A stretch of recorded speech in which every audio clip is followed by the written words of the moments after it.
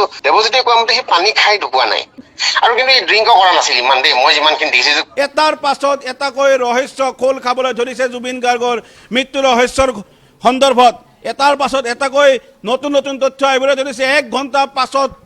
port আহি পোৱাৰ পাছতহে জুবিন গাৰ্গক CPR প্ৰদান কৰিছিল দুইগৰাকী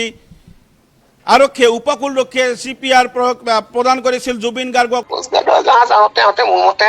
1 ঘণ্টা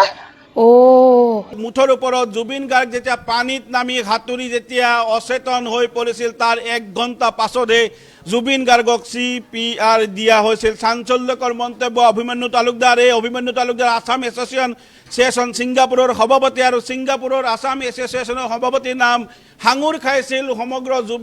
জুবিন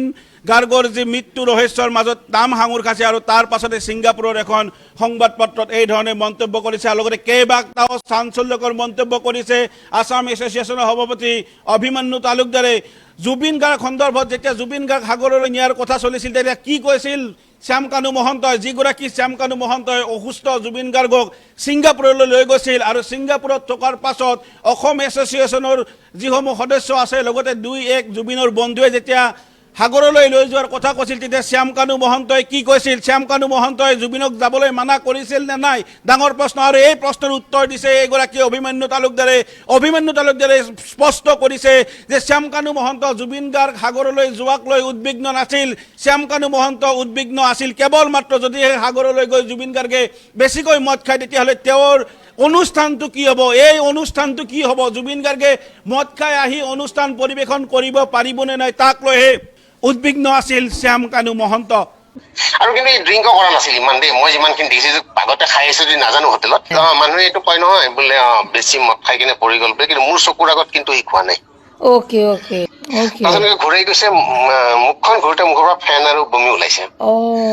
লগালগ হাল্লা হৈছে কিন্তু দেৱজ্যোতিয়ে কোৱা মতে সি পানী খাই ঢুকুৱা নাই বা চিজাৰ আহিছে কিবা ফেন যে আহে মুখৰ পৰা এইটো কিবা এটা হেৰি হ'ল আৰু বস্তুটো